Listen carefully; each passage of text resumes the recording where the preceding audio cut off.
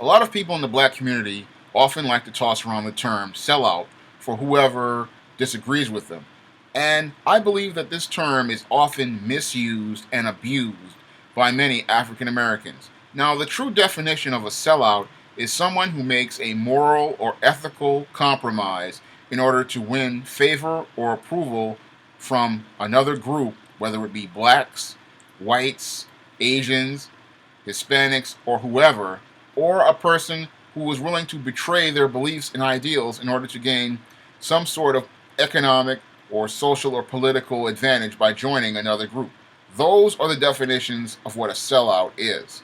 And in many cases, people who believe a certain way of thinking are considered sellouts, but that's not the case. A Dr. Ben Carson is not a sellout. Why? Because he is standing up for the core values that he believes in, and his views may be different from those of people in the mainstream, but he has a right to those views, and he is standing steadfast to those views because that's what he believes in. He is staying true to the beliefs that are at the core of himself. He has not betrayed those beliefs in order to win favor or approval from another group, and he has not made a moral or ethical compromise to join another group or to win approval of another group. So when people make those statements about Dr. Ben Carson, they are, way off base because he's not a sellout. If you want examples of what a sellout is, look no further than your Ice Cube, your Jay-Z, your Tupac Shakur, and your Halle Berry. Those are sellouts. These are people who said that they stood for one thing and then went out and did another. Or, like in the case of your Halle Berry, said that I stand for one thing, but when it's time for her to move ahead in society, she goes and does something like participating in Monsters Ball and, compromising the image of the African American woman. And in the case of your Ice Cube and your Jay-Z, they promote, all of this gangster rap and criminal activity to African Americans. Meanwhile, these same individuals are going out to go live in the suburbs and have a middle class lifestyle at the expense of African American people that live in these inner cities. Those are what sellouts are. And another example of a sellout in your average black community is your neighborhood dope dealer and your neighborhood gang member. Again, these are people who made ethical and moral compromises in order to gain some sort of social advantage or economic advantage in their own community. In the case of your drug dealer, this is an individual who sells poison to people so that he can live a lifestyle at their expense. And now he's betrayed many of the moral and beliefs that he grew up with from his family. And the same thing with your gang member. He joined this group betraying the morals and ethics that he learned, from his family. So that's what makes those two individuals sellouts. But in your African American community, these people are considered real people. These people are considered true black people. And it shows, how backwards this African American community truly is. Because when you can call somebody who stands for their beliefs a sellout because they have different views, different opinions, and different ideas, it shows that most African American people don't know what a sellout is. Now, I can give you examples from my writing and my personal experience of, situations regarding a sellout. Now, when I was writing the screenplay all about Maryland, um, I used the sellout term as part of the storyline, and what the Maryland character wanted to do was she wanted to take this black male screenplay and use it as a vehicle for herself. But she could. The title of the movie was called Sellout. The screenplay was Sellout, and she wanted to star in the movie. However, the white producers would not let her, star in the movie. They said something about the movie being too urban for her. And the Maryland character, after this, she stars in the white people's movie, and the movie flops, and she winds up fading into obscurity. And about 10, 12 years later, the Marilyn character returns. She's washed up and she's faded, and she gets a job opportunity to go to a set. And the irony of it is she goes to the set of the very same movie from the black writer that she was trying to promote 12 years later, and the movie is called Sellout. And 12 years later, the movie that was supposed to star a black woman actually features a white woman in the lead role. And with the white woman in the lead role, the production centered around her. The movie has $100 million budget. She realizes that the guy who she was trying to support had sold out, and once she realizes this, she tries to leave the set, but then winds up getting assaulted by the white female star. I'm not going to give up too many of the plot points because I really want you to read the story, because the story is very powerful. But in the story, there is an example of selling out and maintaining her integrity. Because the Marilyn character, when tempted with selling out and seeing how the man she was a friend with pretty much had sold out, she decided that she would rather remain washed up rather than betray her ethics and what she stood for.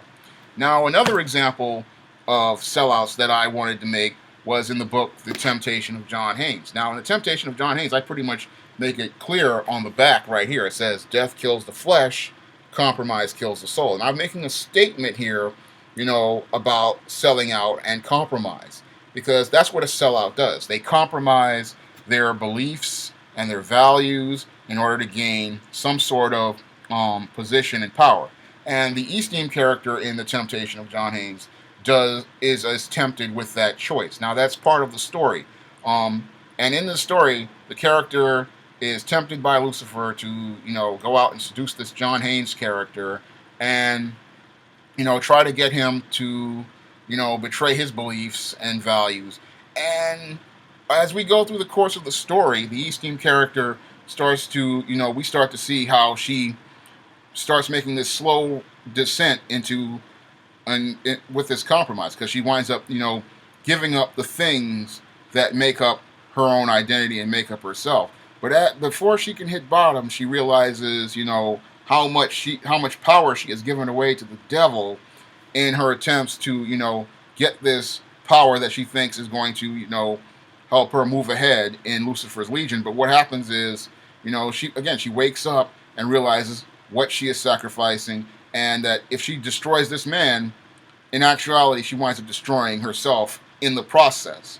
And that's why I can say, I understand what a sellout is. And I can also talk about an experience I saw, working at the Strive program at AmeriCorps Vista in the year 2000. Now, the Strive program was a job readiness program for ex-offenders, single mothers, the homeless, and the virtually what people considered, unemployable people. And in the Strive program, it was a great program, and it helped out a lot of people. It helped a lot of hard cases find work.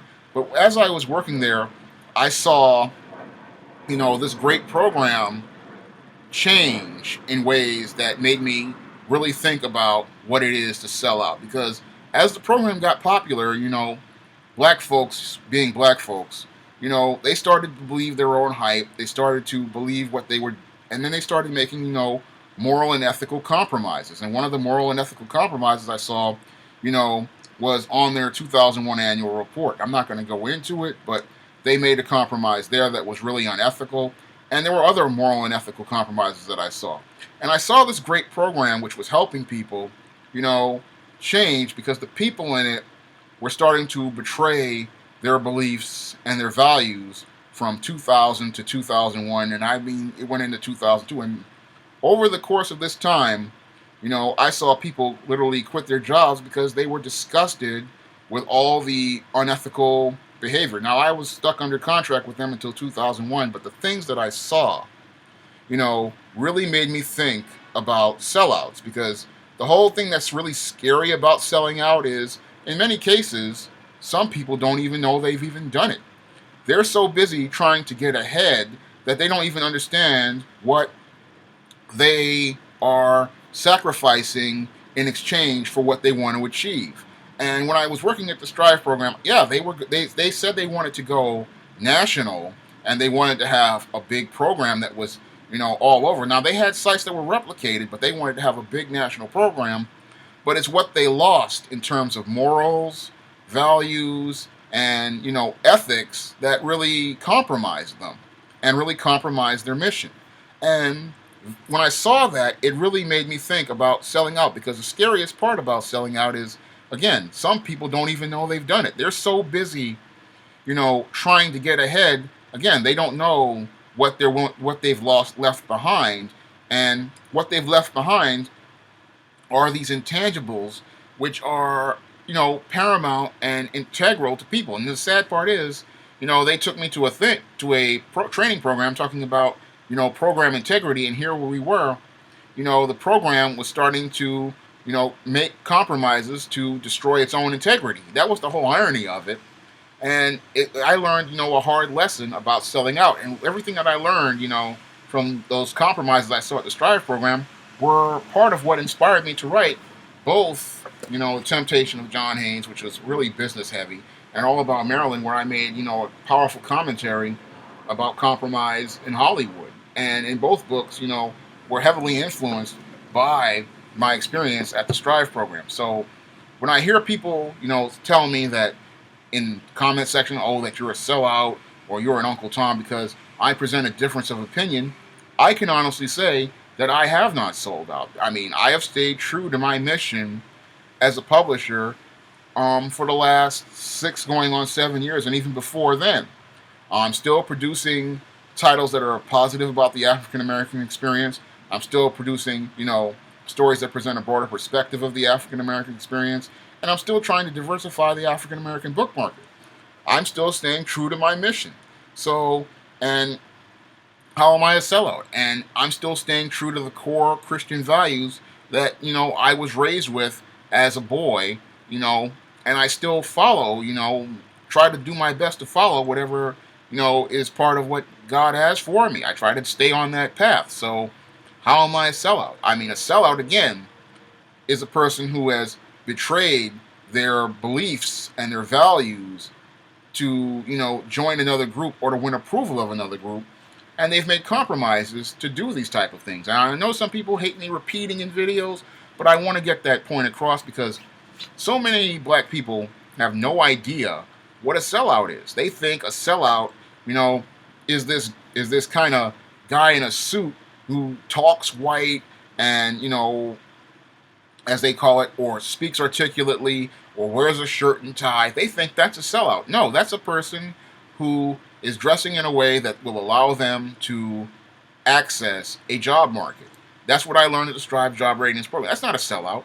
Again, a sellout is somebody who betrays their beliefs. That's what a sellout is. And you can tell what a sellout is, again, by their actions. And this is something that black people don't really look at. They will look at a guy like me and say, oh, he's a sellout, he's an Uncle Tom.